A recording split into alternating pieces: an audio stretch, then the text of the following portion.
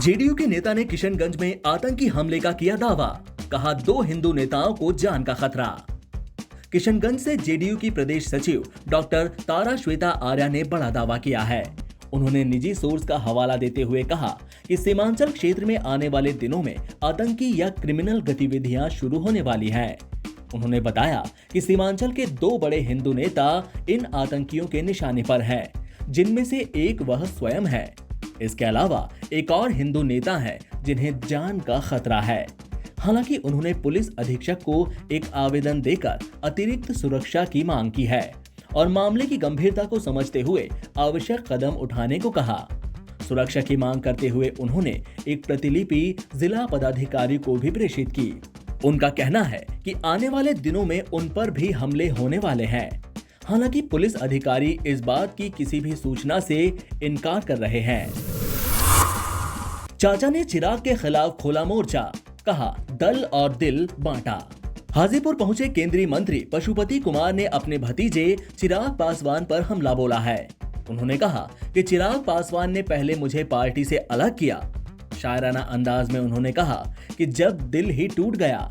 उन्होंने अपने भतीजे चिराग पासवान पर गंभीर आरोप लगाते हुए कहा कि चिराग पासवान ने पहले दल तोड़ा, फिर दिल तोड़ा, संपत्ति का भी बंदर बांट किया।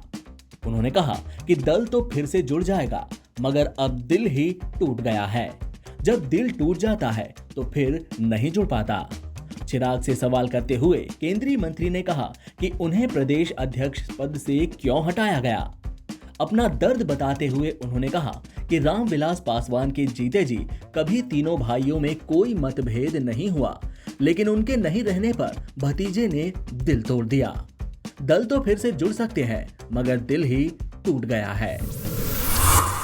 अपनी सौतेली मां के परिवार को सर्वेंट क्वार्टर में रखते थे चिराग। केंद्रीय मंत्री पशुपति पारस ने चिराग पासवान पर हमला बोलते हुए ऐसे आरोप लगाए, जिसे जानकर आपको भी हैरानी होगी।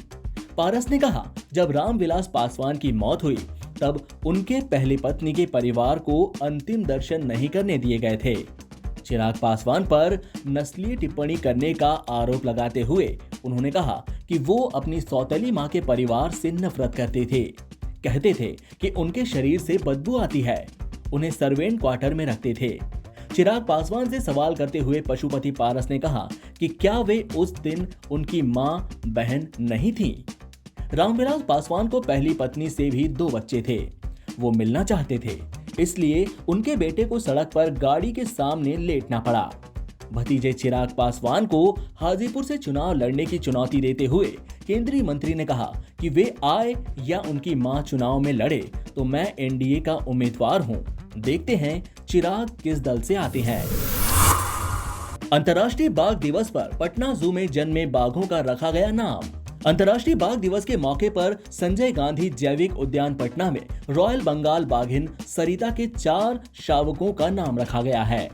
मुख्यमंत्री नीतीश कुमार ने आज 3 नर और 1 मादा सहित शावकों का नामकरण किया।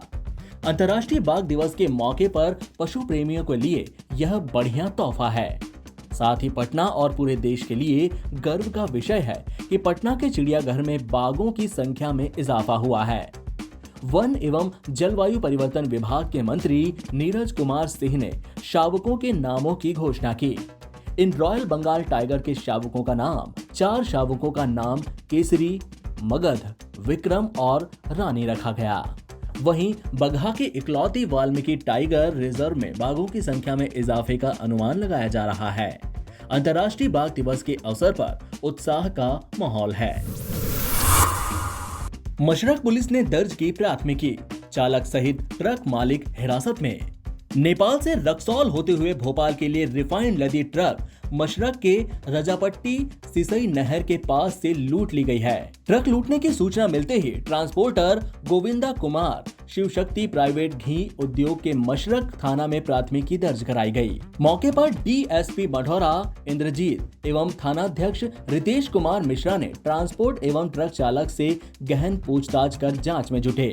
दर्ज कराई गई प्राथमिकी में लिखा गया कि सिद्धवलिया थाना क्षेत्र के बलरा गांव निवासी ट्रक मालिक सह चालक मनोज तिवारी ट्रक पर 1500 टीन पाम ऑयल जिसकी कीमत 27 लाख रुपए है लेकर नेपाल से रक्सौल होते हुए महमदपुर मशरक होते हुए भोपाल के लिए चले, जिसे मशरक थाना क्षेत्र के राजापट्टी के पास ट्रक लूटने की घटना होने के बाद चालक द्वारा बताई गई।